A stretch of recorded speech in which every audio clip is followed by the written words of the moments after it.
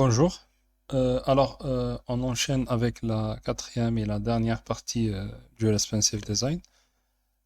Aujourd'hui, on va parler sur Bootstrap et jQuery.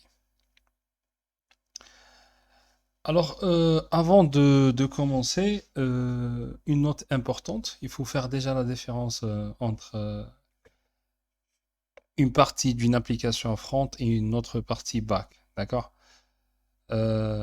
Certains d'entre vous certainement connaissent déjà la différence. Alors, il est important, c'est important de la mentionner ici.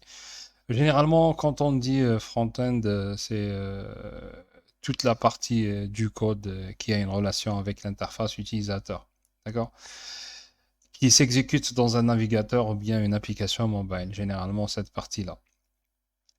Alors cependant, la partie backend est la partie serveur, où on stocke généralement, où il y a une relation avec la base de données et où on réalise les tests logiques de notre application et les processus de traitement, ainsi de suite. Alors généralement, ce processus est appelé, généralement les applications modernes qui ont deux parties front et back sont totalement déconnectés. D'accord? Sont reliés via ce qu'on appelle une API. Alors, ces applications, si on prend par exemple l'exemple ici, vous allez voir que, par exemple, ce lien, le lien qui est là, ce lien-là, peut représenter une API. Alors, nous avons une API entre ces deux applications. Qu'est-ce que ça veut dire une API? Une API, ça veut dire que, par exemple, c'est dans le cas où cette application cherche des informations. Alors vous allez cliquer sur des boutons certainement ici, c'est la partie front. Et après, on va essayer de ramener ces informations de la partie back via des accès, via des entrées des API, via des requêtes SQL, plutôt via des requêtes JSON ou bien XML généralement. Voilà. Alors, on l'appelle l'architecture RESTful. Toute application composée de deux parties totalement séparées.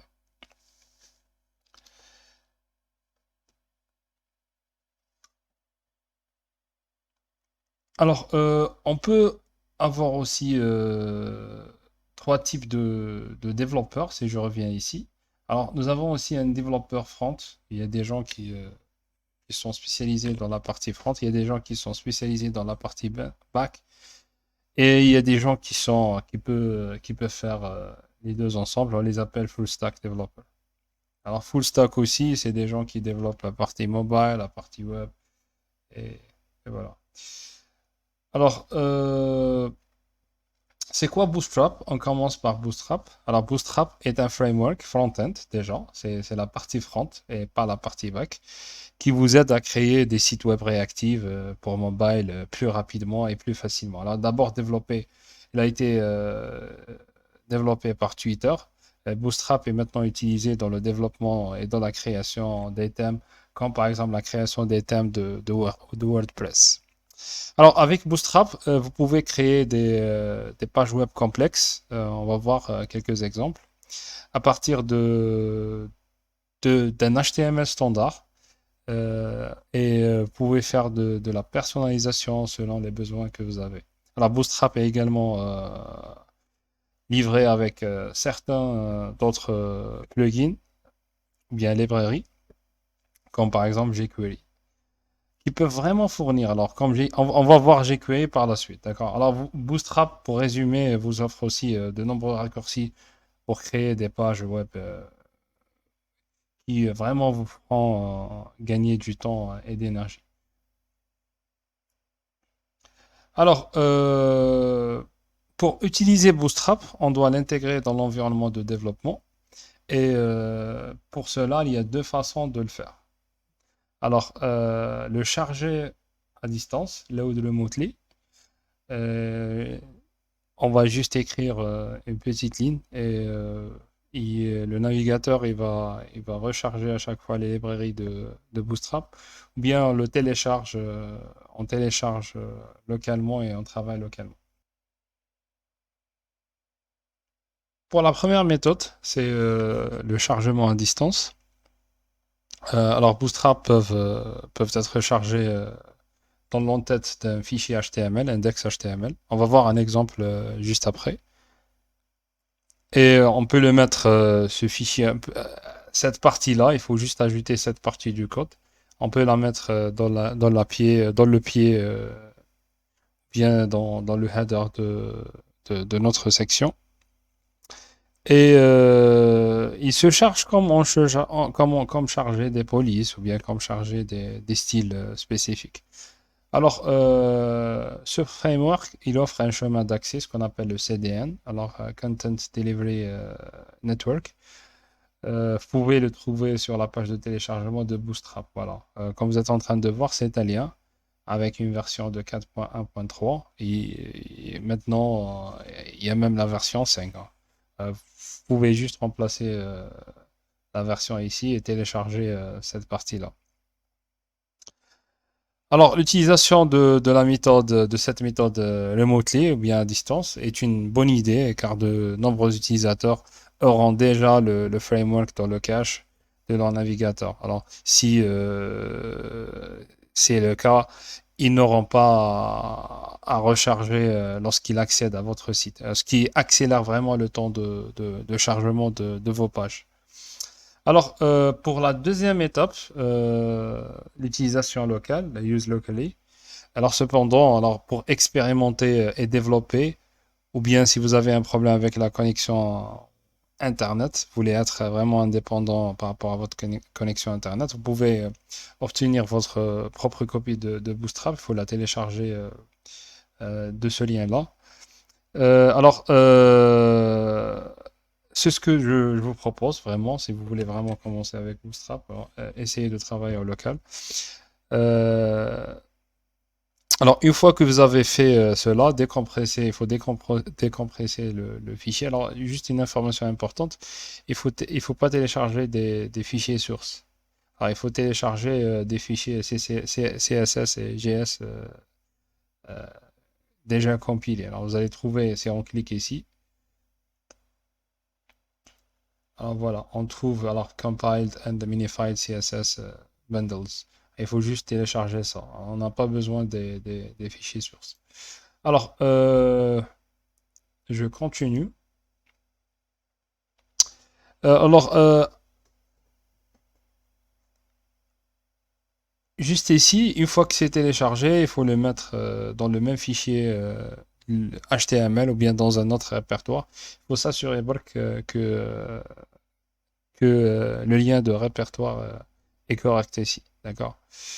Alors, pour jQuery, c'est une bibliothèque JavaScript conçue pour simplifier l'utilisation et la manipulation de l'arborescence DOM que vous avez fait, DOM, HTML, que vous l'avez fait l'année passée. On sait qu'il simplifie la gestion des événements, l'animation CSS et l'animation et Ajax aussi. Alors, il s'agit d'un logiciel, enfin, c'est open source, il est libre. Il est utilisé, alors plus de 70% des sites web sur Internet utilisent jQuery. D'accord. Alors c'est une simplification. Vous allez écrire une page avec un code JavaScript au lieu de gaspiller beaucoup de temps et essayer de faire from scratch ou bien à partir du zéro. Il vous facilite, il vous donne déjà des classes qui sont déjà prêtes que vous pouvez les réutiliser. Voilà. Alors, pour l'utilisation de Bootstrap aussi, c'est exactement la même chose comme, plutôt jQuery, c'est la même chose que Bootstrap. Vous avez deux façons. Soit vous téléchargez. Alors, déjà, Bootstrap, pour qu'il travaille ou bien pour qu'il fonctionne full ou bien correctement, il faut, il faut l'intégrer avec jQuery. Voilà. Alors, il y a deux méthodes pour utiliser jQuery. Soit on intègre toujours le mot-clé, soit on intègre toujours ce lien dans la page HTML, notre page, ou bien soit on le télécharge à partir, alors, si je clique ici, soit je le télécharge et par exemple je choisis la version, par exemple cette version-là, alors, je clique droit, enregistrer le lien. Alors, voilà.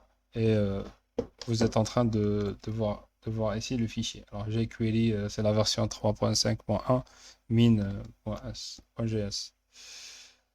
C'est les deux façons pour intégrer les jQuery. Alors, après, une fois que vous l'avez téléchargé, il faut juste le mettre dans le même fichier de votre index, ou bien de votre page HTML et l'indiquer ici. D'accord? Alors, une fois qu'on a parcouru toutes ces étapes, alors nous allons avoir un fichier qui ressemble à ça. Voilà. Voilà, nous avons chargé, voilà notre fichier. Alors, nous avons chargé ici la partie Bootstrap et nous avons chargé dans ce script-là, nous avons chargé ici la partie jQuery. Voilà. Alors, si je relance, bien si je lance cette page web, alors je trouve exactement rien, il n'y a rien de spécial puisque c'est une page vide. Mais c'est quoi l'avantage? Vous avez vu dans le cours précédent, euh, je voulais par exemple créer un tableau, alors je l'ai créé ici dans l'HTML et par exemple pour le rendre réactif ou bien responsive, alors j'ai dû faire des modifications et ajouter un code qui des fois euh, sera un petit peu compliqué. Alors pour Bootstrap, alors les choses sont beaucoup plus simplifiées. Par exemple, vous allez visiter le site officiel de Bootstrap, par exemple ici. Le voilà le site.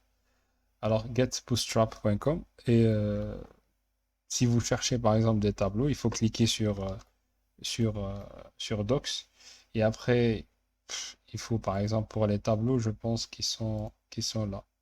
Voilà, Tables, il faut cliquer sur Tables.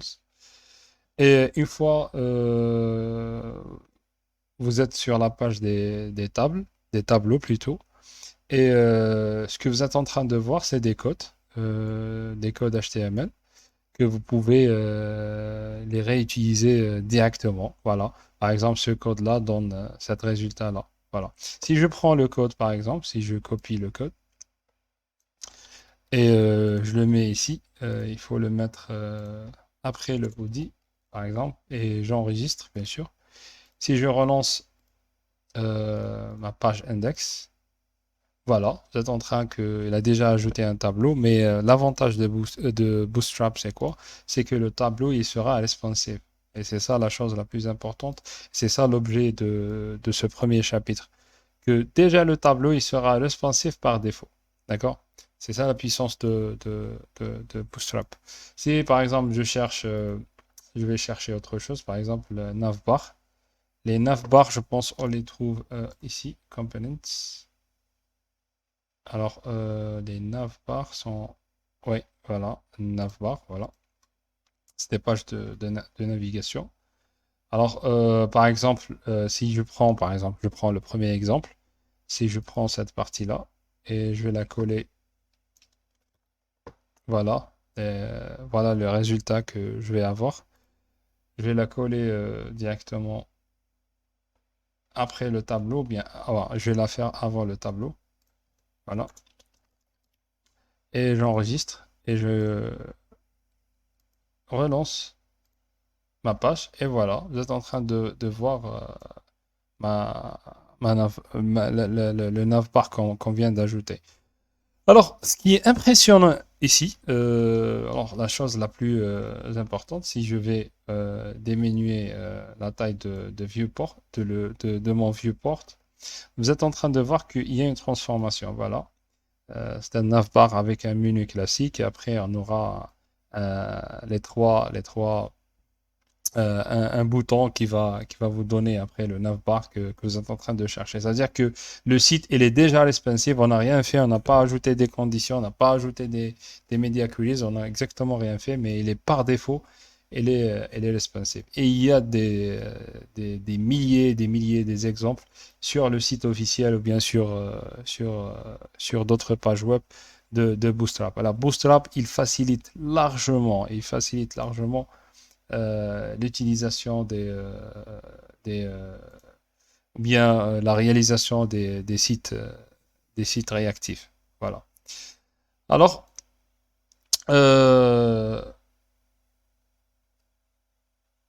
si vous voulez vraiment commencer, j'ai trouvé ce tuto-là, il est vraiment intéressant. Je vous le conseille de... Alors, l'objectif déjà de notre cours, c'est pas d'apprendre Bootstrap, c'est pas ça. Mais l'objectif, c'est de connaître, c'est de connaître les techniques disponibles pour créer des sites responsive rapidement. Voilà. Et Bootstrap, c'est un must, il faut le connaître. Mais si vous voulez vraiment se lancer dans Bootstrap, voilà, je trouvais ce tuto, il est beaucoup plus important. Euh, Plutôt, je dirais, il est, il est vraiment basique. Vous pouvez commencer dès maintenant et le faire. À la fin, vous allez voir, vous allez créer un site web sans écrire, euh, sans ajouter aucune condition. Vous allez avoir le résultat suivant. Voilà. Voilà, vous allez avoir cet résultat-là. Et si vous cliquez sur inspecter, la chose la plus importante, c'est le responsive design. Voilà, si vous cliquez sur ça, vous allez voir que votre site il est déjà responsive. Voilà, il s'adapte à la taille de l'écran et les composants. Voilà, on les voit et c'est ça. Alors, je vous conseille je vous conseille de passer par ce tuto-là. Il est important et il est très très basique. Ça ne nécessite pas des connaissances, vraiment des grandes connaissances. Déjà, vous avez une base sur HTML, vous pouvez déjà commencer. Et vous allez voir la simplicité de Bootstrap, d'accord? Alors, on a terminé notre premier chapitre. Alors, l'objectif, je répète, de voir Bootstrap et jQuery, c'est de vous montrer une des techniques disponibles pour rendre votre site web responsive. Alors voilà, c'est la fin de notre premier chapitre. Alors l'objectif principal de ce chapitre est de vous parler un petit peu sur les techniques disponibles pour rendre un site réactif ou bien responsive. C'est important parce que le nombre de sites web existants de nos jours dépasse largement le nombre d'applications. Et la tendance, on va voir dans le dernier chapitre, on va voir que la tendance maintenant dans le développement mobile, c'est le web. D'accord? Alors, on peut pas vraiment aller loin dans Bootstrap, on peut pas aller loin dans jQuery, on peut pas aller loin plus que ça dans Responsive Design. Alors, le module, il est chargé, il nous reste beaucoup de travail, il nous reste d'autres chapitres. Alors, à la prochaine.